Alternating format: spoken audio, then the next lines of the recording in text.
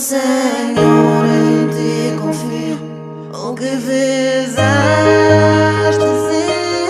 para eu estar aqui?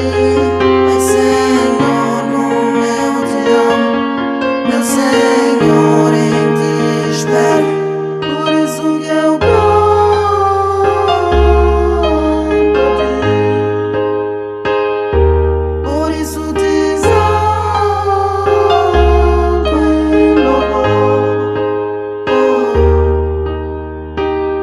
ainda diz a mesma palavra no livro de Eclesiastes 3, onde Deus nos garante que há tempo para a sua ação.